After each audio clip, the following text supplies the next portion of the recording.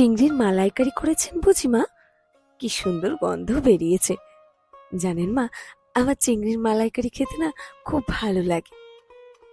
তুমি ঘরে যাও বৌমা, শোকেস থেকে কাচের থালাবাটি বার করো। আমার অর্ণবের চিংড়ির মালাইকারি ফেভারিট। তরিবাদ করে পরিবেশন না করলে ছেলের আমার ভালো লাগে না। যাচ্ছি মা, যাচ্ছি। ইচ্ছে না থাকলেও ধীর পায়ে তিতির রান্নাঘর থেকে বেরিয়ে গেল। আজ কি ওর পাতে একটা চিংড়ি মাছও পড়বে? ভাবতে ভাবতে কাচের বাসন মাজছিল তিতির।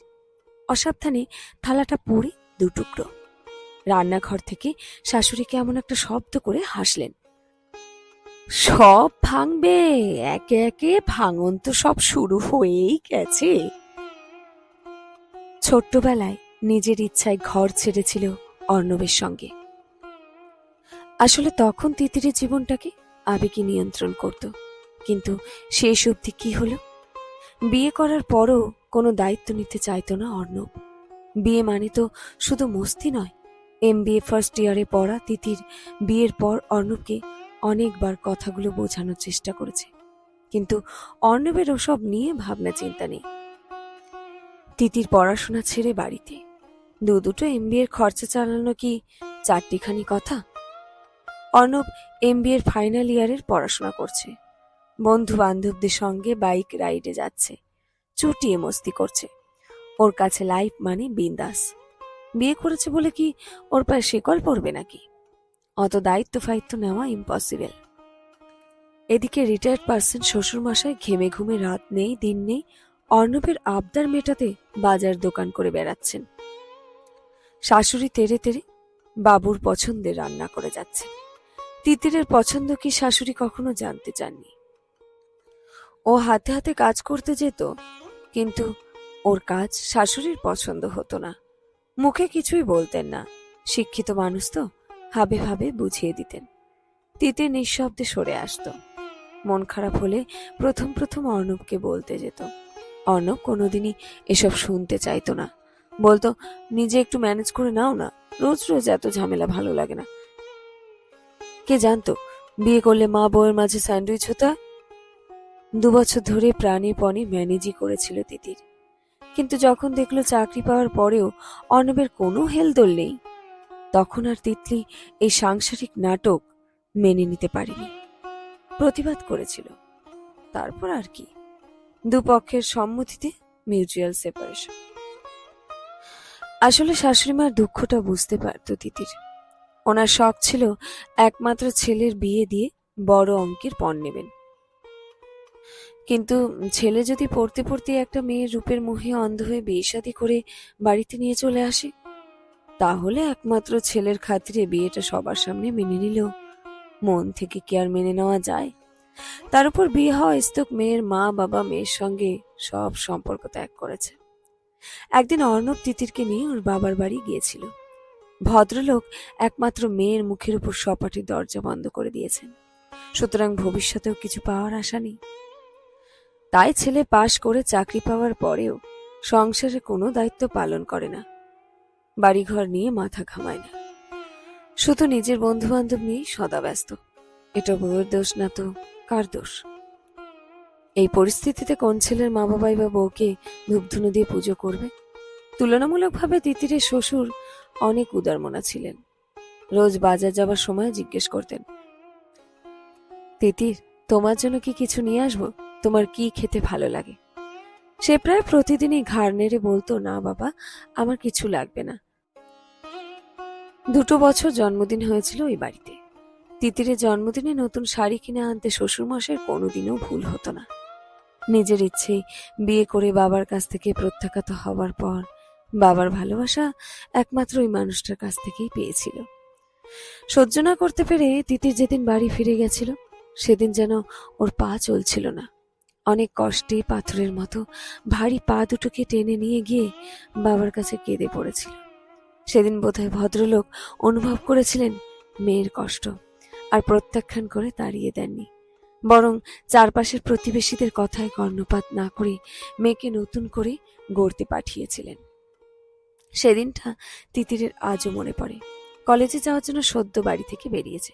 প্রতিবেশী সেন কাকিমা ওকে ডেকে মুখটা করুণ করে বলেন, ইস, পাঠিয়ে দিল বুঝি, শ্বশুর বাড়িতে আর নিল না। কি করবি বল, ভাগ্য বুঝলি না, ভাগ্য। না, সেদিন আর ওর কলেজ যাওয়া হলো না। বাড়ি ঢুকে মায়ের কোলে ঝাঁপিয়ে পড়েছিল। মেয়ের করুণ মুখ দেখে মা সবটাই বুঝতে পেরেছিলেন। ওর মাথায় হাত রেখে নরম স্বরে বলেছিলেন, সবটাই যখন নতুন করে শুরু করেছিস তখন আর পিছন ফিরে তাকাস না। এবার তোকে শুধু সামনেই এগিয়ে যেতে হবে। যেদিন তুই নিজের লক্ষ্যে পৌঁছাবি সেদিন দেখবি এই সমালোচনা মুখর মুখগুলোই ঝাপসা হতে হতে একেবারে মিলিয়ে গেছে। বড় বড় গলদা চিংড়ির মালাইকারি তিতির ভীষণ পছন্দ করত। অর্ণবেরও গলদা ভারী পছন্দের। শ্বশুরমশাই মাঝে মধ্যে নিয়ে আসতেন বটে, কিন্তু শাশুড়ি মা সব চিংড়িগুলোই অর্ণবকে দিয়ে দিতেন। ওর ভাগে পড়ে থাকতো কেবল মালাইকারির ঝোল।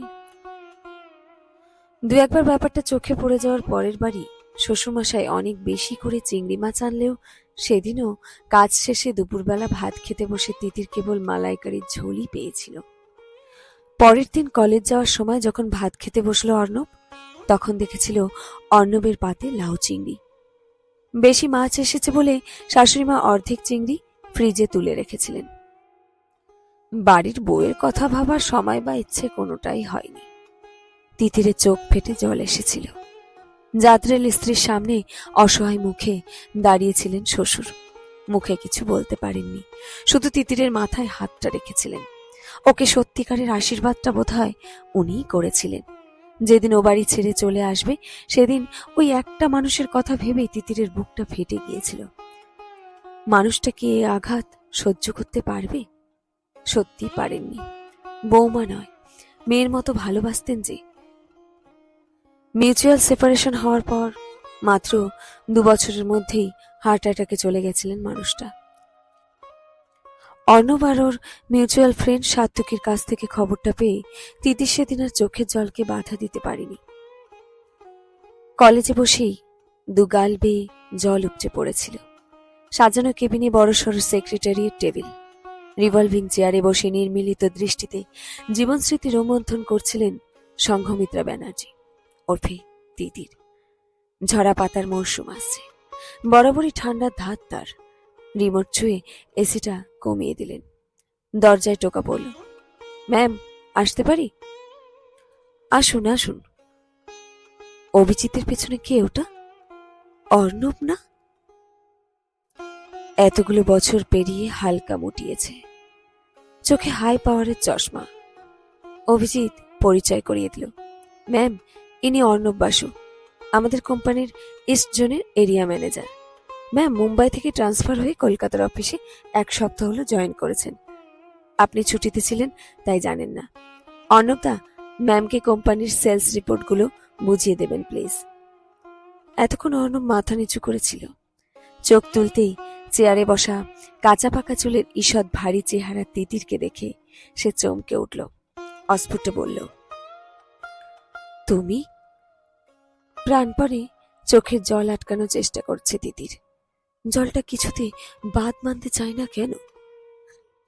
অর্ণবদা, আপনি ম্যামকে চেনেন?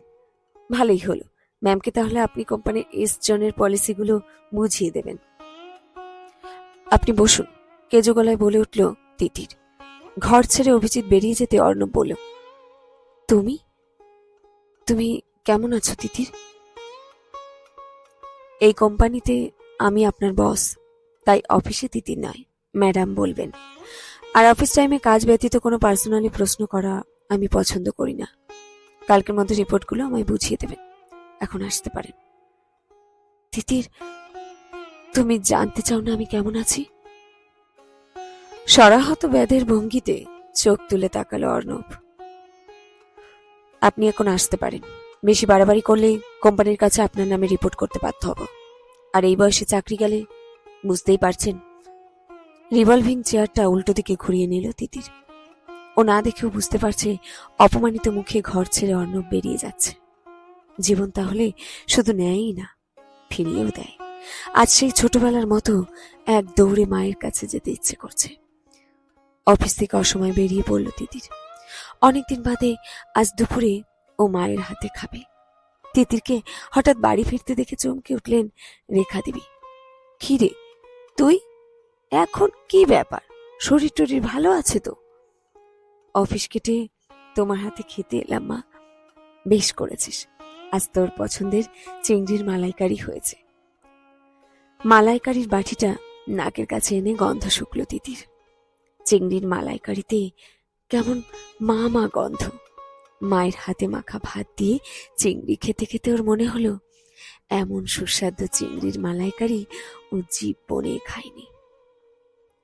শেষ হলো আজকের গল্প চিংড়ির মালাইকারি। কলমে অনিন্দিতা মুখার্জি সাহা।